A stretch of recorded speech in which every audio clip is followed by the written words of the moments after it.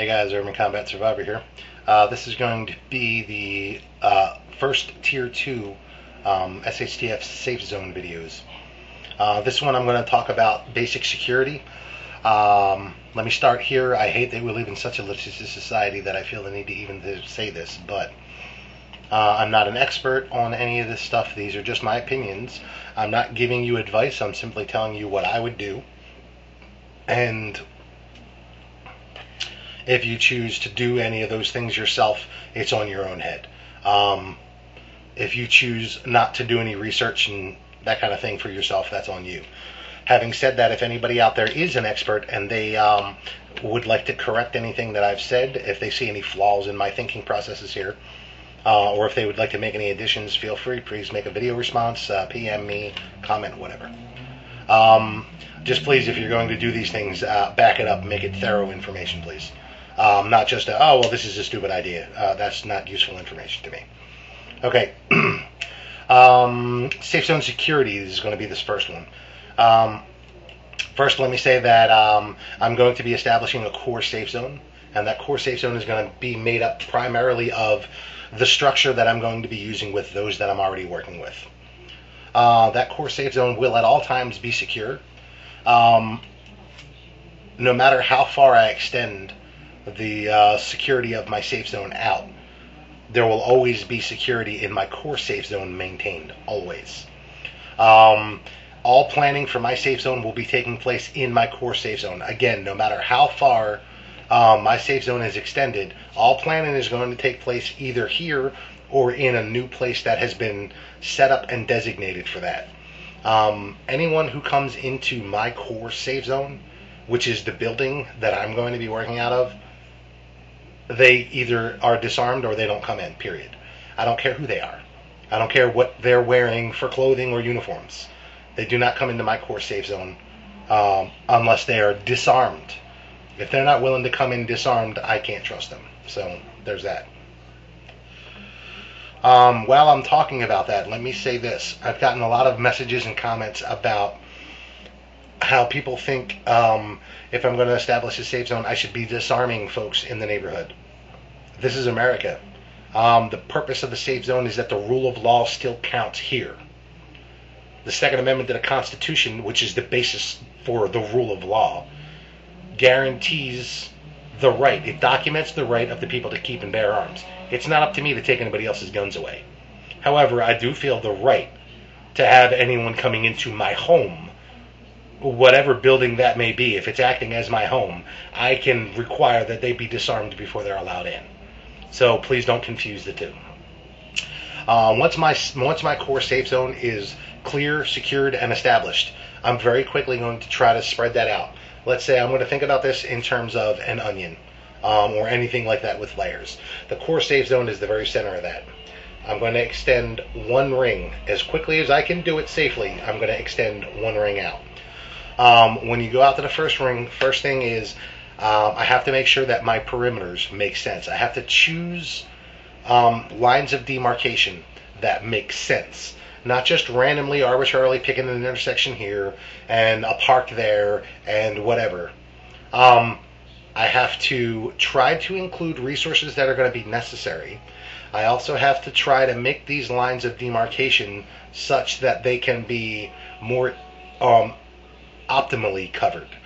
In other words, if I have an option between one street that I can use as a perimeter line, that's going to require covering from 4 different locations, and I have an option of another street that will only require being covered from 2 different locations, I'm going to choose the one that can be covered from 2 locations.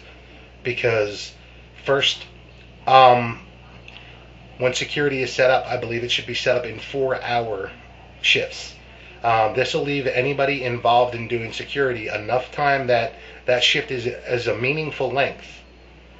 However, it also leaves them enough time in their day to do what they need to do in their home in order to continue assuring their own survival. Resources are going to be important. If you can include fields, places to grow and raise food in your perimeters, then do so.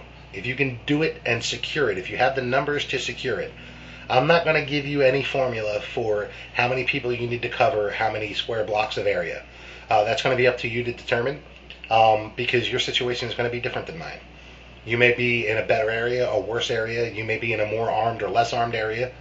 I'm going to probably have to deal with the initial waves of chaos where you're still going to be seeing it on the news, because I'm in the 25th district in Philly, so shit's probably going to get bad here before it gets bad a lot of other places. So establishing that immediate core safe zone is paramount. Once you've done that, once I've done that, I'm going to try to extend that out. The qualifications need to be that you can cover it. You have the numbers to cover this. Don't take ground that you can't hold. No matter what or how tempting that resource is that you would like to include, if you do not have the numbers to hold it right now, don't try to include it in your safe zone. Because what you're doing is spreading too thin, and somebody's going to punch through the thin armor. It's going to happen. So don't overextend yourself. Another thing is, my plan is to block things quickly. If I need to block off intersections or pathways or alleyways or whatever it is, my plan is to do so quickly. I'm not going to initially be worried about whether or not I want to send 4As out later. First, I'm trying to establish security. Once I've established security, I can then take my time in redoing certain barricades if I have to, in order to let vehicles out to go run and do whatever kind of 4As they may need to do. Security, number one, is going to be paramount. Another thing that I'm going to be doing is very quickly assessing the situation. How much food do the people in my extended safe zone have? What kind of medicines? What kind of water? What kind of natural resources in the area? Are there streams, creeks, fields? What kind of skills are available in my area? Do I have any police officers, ex-soldiers, firemen, doctors, nurses? Who's there? Establishing all of these things, assessing all of these things is part of security. If you don't know that the old guy actually served in World War II, if he doesn't offer that information, you have to ask. Because that is a resource that you can use. That's knowledge. Even if the man is too old to be able to actually do security himself, he can share his knowledge. So there's that. Shall not be infringed made a great point one time, and I'm going to include that in this. And that is, there may be a lot of people who have guns in your area that have not practiced with them, that don't know how to use them. Those people are going to have to be put through at least a minimal safety and security course. That means you have to come up with that course. If there's someone in your area that can do a better job at that, great. Delegation is going to be a wonderful thing if you can do it. But if not, be prepared to step up to the plate yourself on everything. Don't assume, even if you know you have a house around the corner and it's a couple and they're both nurses. Even if you know that for a fact, don't assume they're going to be there, because they might not be home and they might not make it through the initial waves of chaos. So assess your situation frankly, honestly, and let people know that you're planning on doing things like setting up a little fire service, setting up a little medical service in case anything happens, because right now this is before everyone has accepted that there's a long-term breakdown. You can present it as, look, 911's not getting through. We can't make the phone calls, so we're going to have to take care of this stuff ourselves. So let's establish this as best we can. So those are the basic tenets, the basic mindset that I have for security. I can't get into very specifics of my area. Well, for a lot of obvious reasons, I'm not going to tell you exactly where I'm at. The 25th district in Philadelphia is a narrow enough scope for me. I'm not going more specific than that. But also, my area is going to be different than yours. Every neighborhood is different. Every populated center is different. So you need to go around and assess your area. Look at lines of sight. Look at where you're going to be able to place people. Okay, I can secure this whole 3-block section if I just put one guy there and one guy there. Those are the kind of assessments that you need to make. Determine what you're going to need. If the 2 guys that you need to place are going to need to have scoped weapons in order to effectively secure that perimeter, then you need to make sure that you have provision for that. But for me, It all starts with the understanding that my core building always has its own security.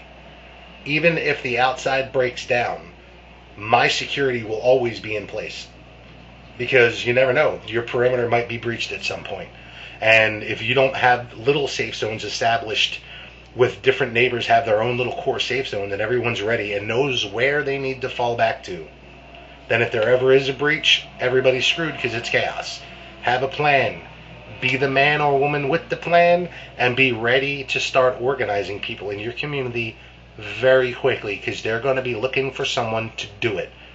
When the cops aren't coming in anymore, when the fire services aren't coming in anymore, when something happens, when it gets to the level that it did in 1992 in Los Angeles, and the cops just pull back and say, oh, well, you know, it's too dangerous, we can't go in there. And you've got to fend for yourself. Your neighbors are going to be looking for somebody with a fucking plan. Make sure you're that person. And don't just step up with half-thought-through processes. Sit down and think this stuff through now. Make these plans in your head. If you're working with other people, discuss it with them because they're always going to have a different perspective and they might come up with something you haven't thought of. So have a plan. Be solidly ready to step up to the plate and say, okay, here's my plan. Here's what I think should be done. I've thought about this already. This is what I came up with. Here we go. Be ready for that. And be ready when you assess what is in your area skill-wise and resource-wise and people-wise. Be ready to deploy those where they're needed very quickly.